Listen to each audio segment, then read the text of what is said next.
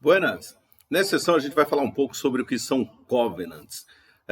Covenants, na verdade, é um termo que se usa em inglês para cláusulas restritivas, ou até alguns gostam de chamar de cláusulas protetivas ou cláusulas de proteção. A ideia deles é justamente tentar proteger os credores, afinal, eles estão emprestando dinheiro em alguma operação que envolve títulos de renda fixa e não estão participando do dia a dia do que acontece na empresa.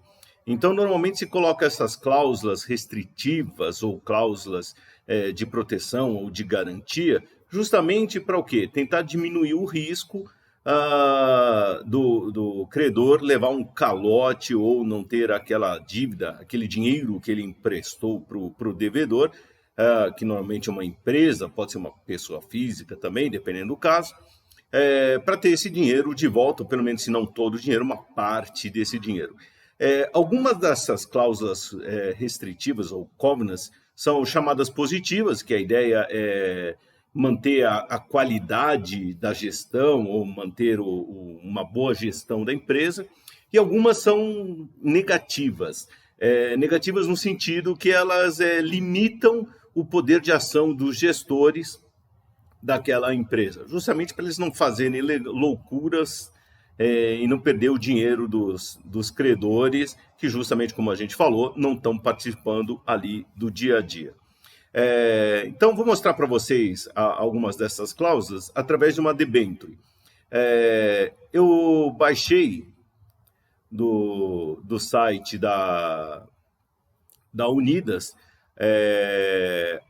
uma debenture, que é o que vocês estão vendo por aí, que é um título de renda fixa. E aí, nós vamos lá para baixo, onde aparece, onde a gente acha essas cláusulas restritivas.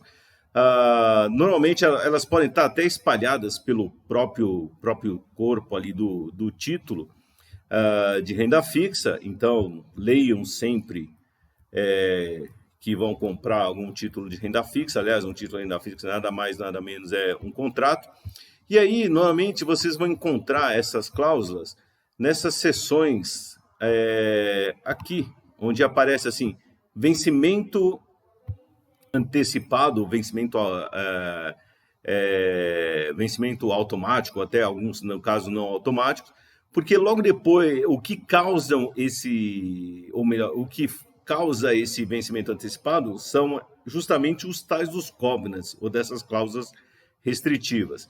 Então, por exemplo, um caso é, inadimplemento, não pagou ali, não cumpriu. E aí a gente vai descendo, vai vendo outras cláusulas aí.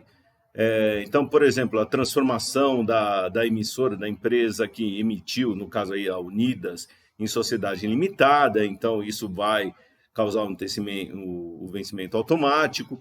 Isso justamente, esse é um covenant, uma cláusula restritiva.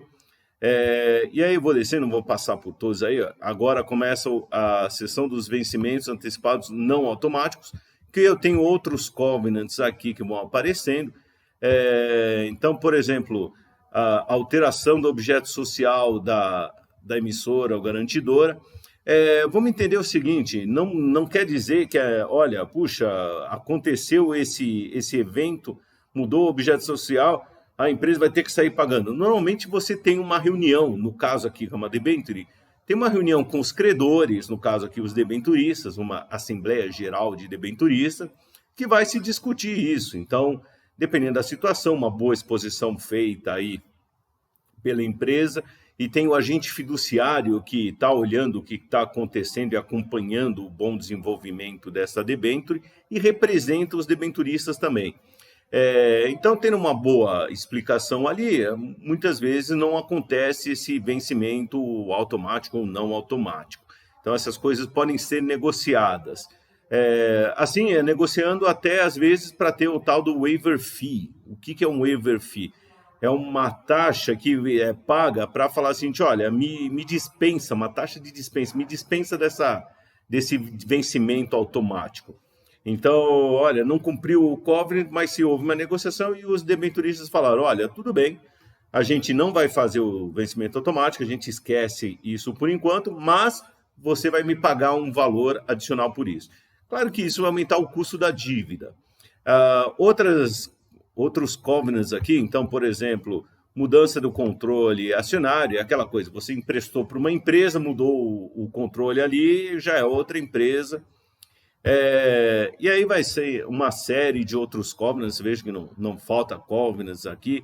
Por exemplo, até uma fusão, uma aquisição, que está mostrando aqui, ó, uma incorporação, pode gerar, um covenant também que pode gerar o vencimento automático. Então, está aí uma série de covenants que estão aparecendo.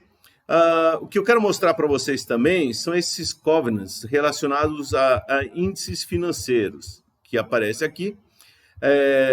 Então, que a ideia é justamente ser alguma coisa positiva para tentar manter a boa qualidade da gestão.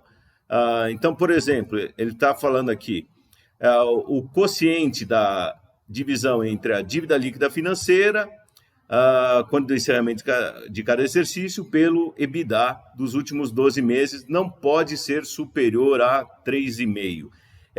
Isso quer dizer o seguinte, a dívida não pode ser 3 vezes e meio, mais de 3 vezes e meio, maior que o EBITDA, que seria uma margem operacional aí, dos últimos 12 meses.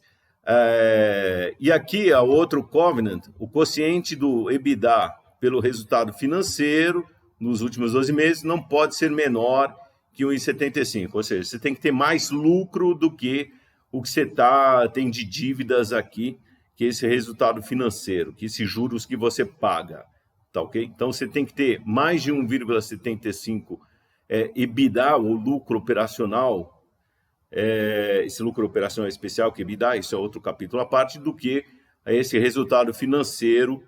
Resultado financeiro normalmente é a diferença entre as receitas financeiras e a dívida e as despesas financeiras. Despesas financeiras são juros que a gente paga.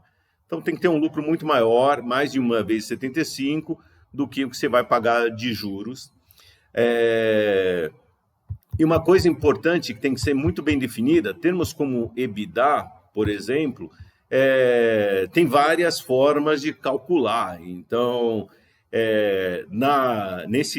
nessa debênture aí, está especificado como calcula o EBITDA. Olha, é o somatório apurado nos últimos 12 meses do lucro tal, e assim por diante.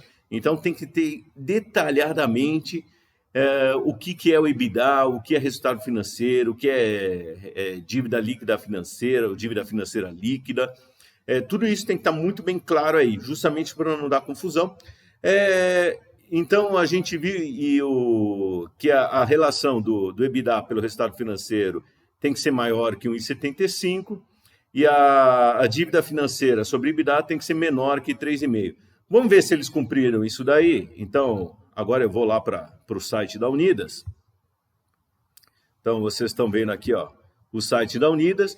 E aqui no site da Unidas, ele tem ali uma seção, fala das ações e debêntures, e ali ele tem lá os covenants que aparece aqui, ele mostra toda a relação, as informações financeiras e tal, justamente para permitir que se acompanhe todo o desenvolvimento aí da dívida, dos títulos de dívida. Afinal, eles também têm notas promissórias, além das debêntures. E aí tem aqui a relação. Então, vocês podem ver a linha ali, dívida líquida sobre EBITDA, ela não pode ser maior que 3,5. Então, ó, estão vendo aqui, ó, que ela está sempre abaixo, ó, 2,52, 2,51, 3,04, 2,19, 2,02. Então, eles estão cumprindo. E o EBITDA, vocês vejam logo abaixo, o EBITDA recorrente anualizado sobre o resultado financeiro, ele tem que ser maior que 1,75. Então, vocês reparam, 2,17, 2,68, 3,04, assim por diante, ou seja, estão cumprindo bonitinho. Isso é apurado justamente aqui pelo agente fiduciário. Eu vou voltar lá na debenture para a gente ver. Então, o agente fiduciário, ele faz... Aliás, vou voltar aqui no relatório anual aqui que é emitido, é feito pela empresa, e lá embaixo tem ali, ó, o agente fiduciário, é o que vocês estão vendo, mostrando aí como que que fez, olhou todo esse relatório e tal, ele faz acompanhamento e checa justamente para ver se os covenants estão dentro do que estava sendo planejado. Então, nenhuma daquelas cláusulas foi quebrada, assim como os indicadores financeiros também estão dentro do planejado. Ele faz as continhas bonitinhas, seguindo ali as regras que estão especificadas na debenture ou um outro título de dívida, para manter aí todo o desenvolvimento, garantir um bom desenvolvimento, ou seja, o pagamento correto e acompanhamento desse título de dívida. Muito bom, pessoal. Espero ter entendido o que são os covenants, ou cláusulas restritivas, ou cláusulas de proteção, ou cláusulas de garantia que são adicionadas.